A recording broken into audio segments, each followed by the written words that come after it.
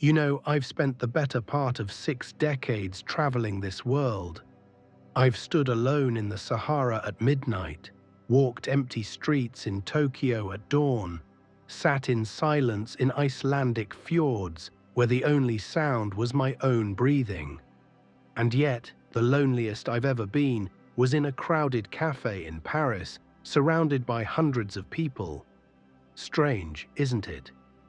We think of loneliness as an absence, the absence of others, the absence of connection, the absence of love. But what if I told you that loneliness isn't about absence at all? What if loneliness is actually about presence? The presence of something so noisy, so relentless, so utterly exhausting that it drowns out everything else, including the very depths of your own being. I'm talking about that voice, you know the one, the commentator, the critic, the narrator that never stops narrating, the internal radio station that's been broadcasting since you woke up this morning, probably before that invading your dreams. What should I say next? Did I sound stupid? They're probably judging me. I need to check my phone. What's for dinner? I should have done that differently. Tomorrow I'll be better. Why am I like this? On and on and on, a ceaseless stream of mental chatter that we've come to accept as normal, as simply thinking. But here's what I've discovered in my years of wandering both the world and my own consciousness. This noise, this internal dialogue, isn't thinking at all. It's the ego's desperate attempt to prove it exists. And it's making you profoundly, devastatingly lonely. Let me tell you about a man I met in Nepal, high in the mountains near a monastery. His name was Tenzin, and he'd been a monk for 40 years. When I asked him about loneliness, because surely I thought living in such isolation must be lonely, he laughed, actually laughed, and he said something that haunted me for years afterward. He said, "I was loneliest when my mind was loudest. Now my mind is quiet and I am never alone." At the time I didn't understand. I thought he was speaking in riddles, the way spiritual teachers sometimes do. But he wasn't. He was speaking the plainest truth I'd ever heard, and I was too full of noise to hear it. You see, we think the voice in our head is us. We think it's our friend, our companion, keeping us company through life.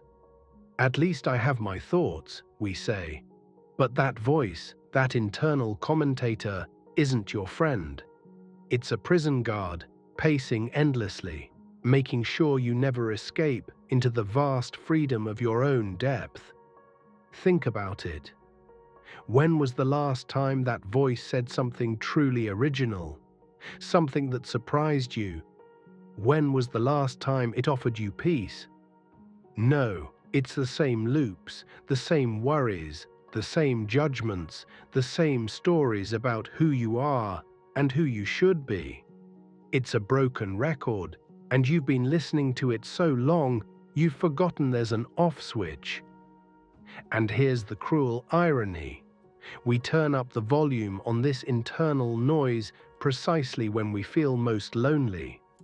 We think if we can just figure it out, analyze it, think our way through it, we'll solve the problem of loneliness.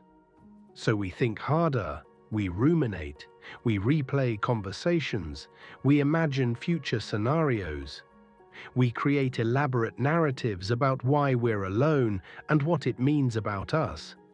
But every thought, every word of that internal dialogue is another brick in the wall, separating you from the one thing that could actually end your loneliness.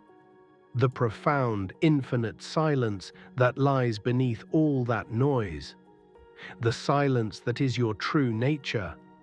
The silence that is, paradoxically, the most intimate companion you could ever have.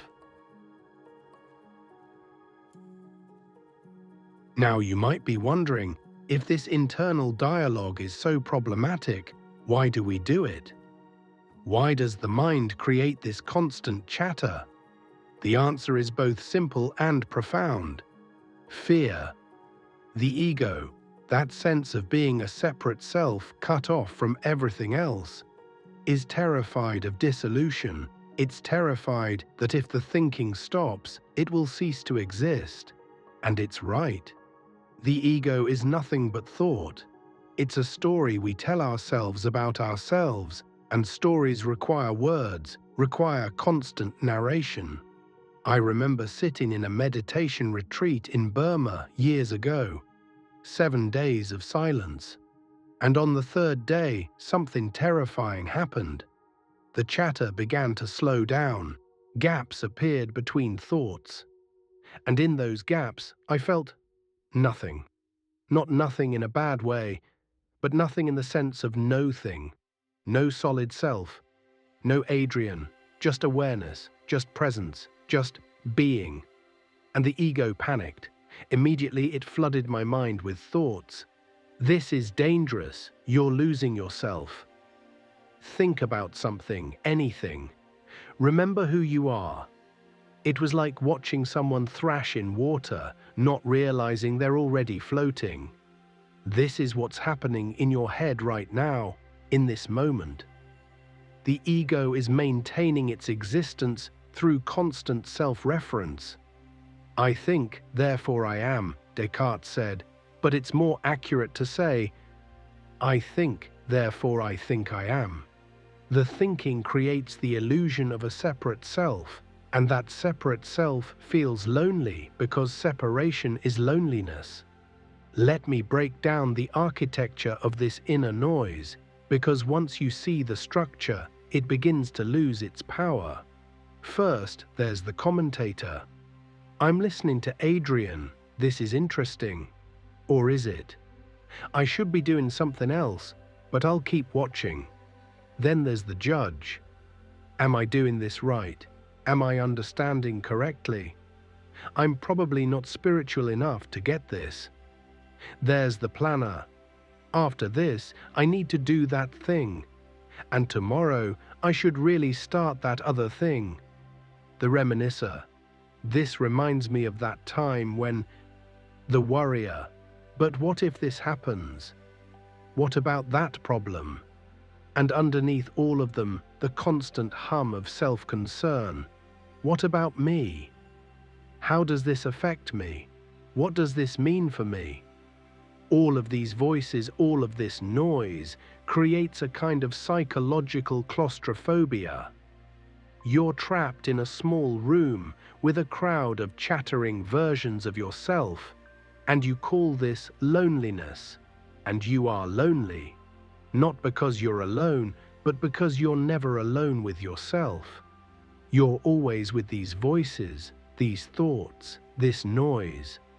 The real you, the awareness that notices all of this, the silence that contains all of this, is buried so deep you've forgotten it exists. So how do we find our way back to that silence? How do we turn off radio ego? The first step is the hardest, recognizing that you are not the voice. You are the one who hears the voice. Right now, as I'm speaking, there's probably a voice in your head commenting on what I'm saying. Notice it. Don't fight it. Don't judge it. Just notice it. And in the noticing, you've already created a gap. You've stepped back from the noise, even if just for a moment. This is what meditation teachers mean when they talk about awareness, or presence, or consciousness. It's not some mystical state you have to achieve. It's what you already are, underneath the thinking. It's the screen on which all thoughts appear. And the screen is never lonely because it's not separate from anything. It's the space in which everything appears. I learned this most powerfully not in a monastery or a meditation retreat, but in a hospital room. I was 53, recovering from a serious illness. For 3 days, I was too weak to do anything but lie there, too weak even to maintain the usual mental chatter.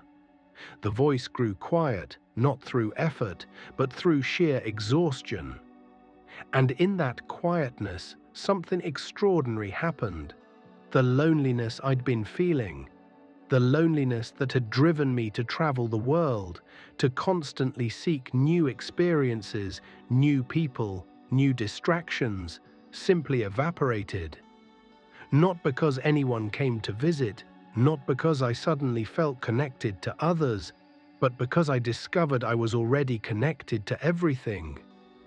In the silence, I could feel the life in my body, the breath moving in and out, the beating of my heart. I could sense the presence of the nurses moving in the hallway, not as separate beings, but as expressions of the same awareness that was looking through my eyes. I could feel the trees outside the window, the sky, the earth, all of it arising in the same field of consciousness. The loneliness hadn't been caused by a lack of connection. It had been caused by the mental noise that created the illusion of separation in the first place. Here's what I want you to understand. Silence isn't empty. Silence is full. It's full of presence, full of awareness, full of life itself.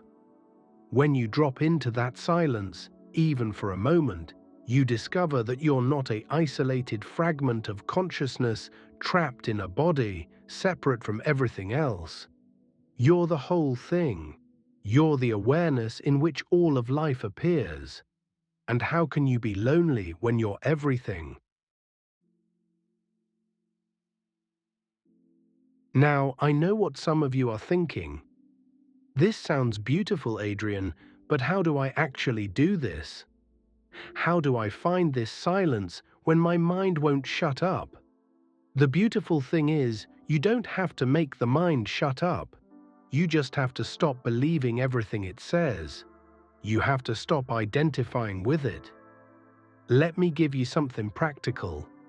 Something you can do right now, today, this moment. First, notice the gaps. Between thoughts, there are tiny spaces of silence. They're brief, maybe a fraction of a second, but they're there. Start paying attention to them. Don't try to make them longer, just notice them. These gaps are like windows into your true nature. Second, feel your body. The thinking mind lives in the past and future, but your body is always here, always now. Feel your hands, your feet, your breath. This simple act of sensing pulls you out of the mental noise and into presence. Third, listen to silence. Right now, beneath all the sounds around you, there's a silence that contains them. Listen for it, not with your ears, but with your whole being. This is the same silence that's inside you. Fourth, and this is crucial, stop trying to solve the problem of loneliness with thinking.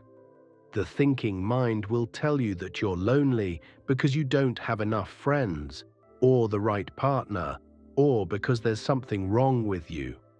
It will offer solutions, strategies, plans. Don't believe it. The mind created the problem. It can't solve it. The solution isn't in thinking. It's in the absence of thinking. It's in the silence that's always been here, waiting for you to notice it. I'm not saying you should never think. Thinking is a useful tool for practical matters. But most of our thinking isn't practical. It's compulsive. It's the ego maintaining its existence, creating problems so it can pretend to solve them, generating suffering so it can feel important. When you begin to rest in silence, something miraculous happens. You start to feel connected, not because you found the right people or circumstances, but because you've found yourself, your real self, the self that was never separate from anything in the first place. And from that place of inner fullness, your relationships with others transform. You're no longer seeking them to fill your emptiness, to distract you from your loneliness. You're meeting them from wholeness, from presence, from love. And that's when real connection becomes possible. The loneliest people I've met aren't those who are physically alone. They're the ones whose minds are so noisy they can't hear their own hearts. They're the ones who've never met themselves in the silence. So here's what I want to leave you with today. You are not lonely because you're alone. You're lonely because you've abandoned yourself for the noise in your head. You've traded the infinite silence of your being for the cramped, chattering prison of constant thought. But here's the good news. The silence is still here. It's always been here. It's here right now, underneath every word I'm saying, underneath every thought you're thinking. It's the ground of your being, the source of your existence, the deepest truth of who you are. And in that silence, you'll discover something extraordinary. You are never alone. You've always been held by something vast and loving and infinitely present. Some call it consciousness, some call it God, some call it the universe. The name doesn't matter. What matters is the direct experience of it. And that experience is available to you right now, in this moment, if you're willing to let the noise subside and sink into the silence. So I invite you, turn off radio ego, just for a moment, just for a breath, and discover what's been waiting for you all along in the silence, the whole universe, your true self, your silent companion.